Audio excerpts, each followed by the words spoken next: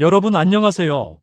운전하다가 갑작스러운 상황에 당황하거나 아찔한 순간 겪어보신 적 다들 한 번쯤은 있으시죠? 특히나 술 한 잔이라도 입에 댄 상태에서 운전대를 잡는 건 정말이지 너무나도 위험천만한 일이라는 거 강조하고 또 강조해도 지나치지 않습니다. 오늘은 음주운전으로 인한 면허 취소, 그리고 뒤따라오는 벌금에 대한 이야기, 여기에 더해서 만약의 상황에 처했을 때 조금이라도 감경받을 수 있는 현실적인 꿀팁까지 제가 몽땅 속 시원하게 알려드릴게요. 그러니 지금 바로 채널 고정.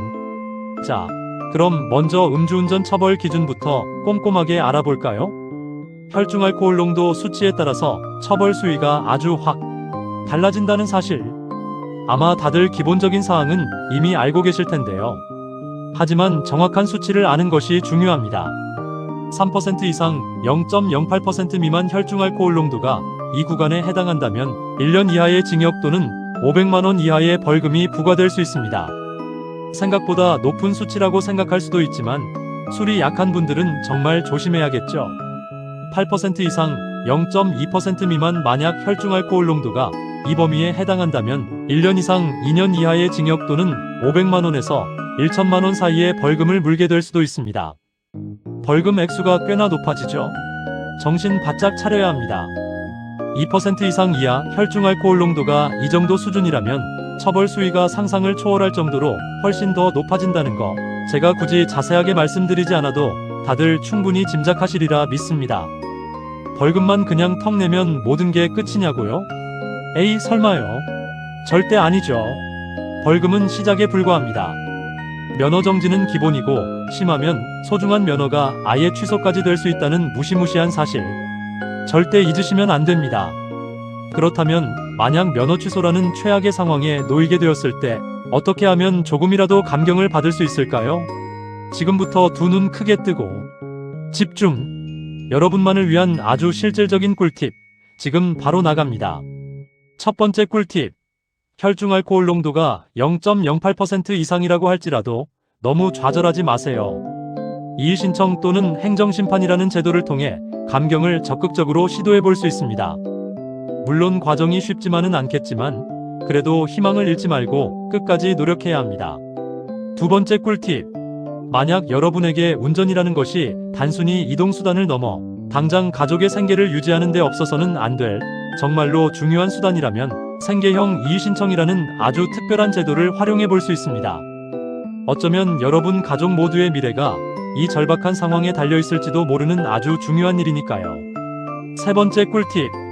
혹시 음주운전이 이번이 처음이신가요? 그렇다면 정말 다행입니다. 초범일 경우에는 감경받을 가능성이 다른 경우보다 훨씬 더 높아진다는 사실. 네 번째 꿀팁. 여러분이 다시는 음주운전을 하지 않겠다는, 즉 재발 방지에 대한 굳은 의지를 아주 중요하게 생각합니다.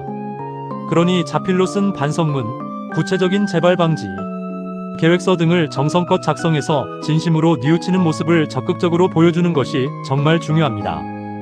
대체 왜 술에 취해 판단이 흐려지게 되었는지, 그리고 앞으로는 절대 그러지 않기 위해 어떻게 노력할 건지 아주 상세하고 구체적으로 작성해야만 합니다.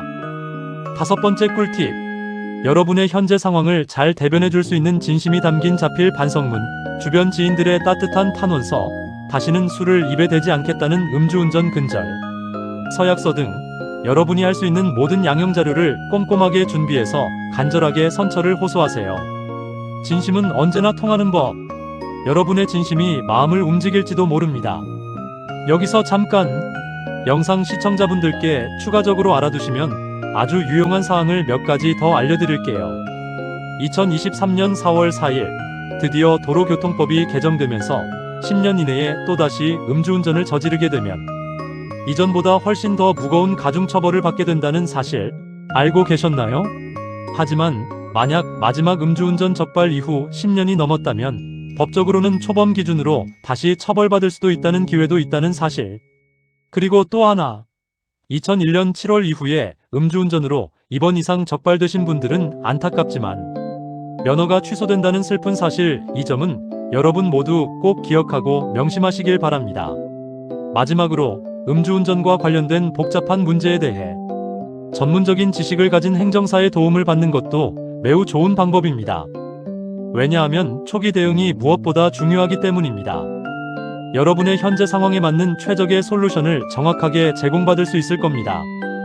인터넷에 무분별하게 떠도는 검증되지 않은 음주운전 회피 요령 같은 건 절대로 따라하지 마세요. 그런 꼼수는 오히려 더 큰 문제를 일으킬 수 있습니다. 반드시 합법적인 범위 내에서 감경받을 수 있는 정당한 방법을 찾아야만 합니다. 음주운전은 그 어떤 이유로도 용납될 수 없는 명백한 잘못입니다. 따라서 법에 따른 정당한 처벌을 받는 것은 당연합니다. 하지만 동시에 자신의 잘못을 진심으로 뉘우치고 감경을 위해 적극적으로 노력하는 것 또한 매우 중요합니다. 그러니 절대 포기하지 마시고 여러분이 할 수 있는 모든 방법을 총동원해서 감경을 위해 최선을 다해 노력해보세요. 오늘 제가 준비한 영상이 시청자 여러분께 조금이나마 도움이 되었기를 진심으로 바랍니다.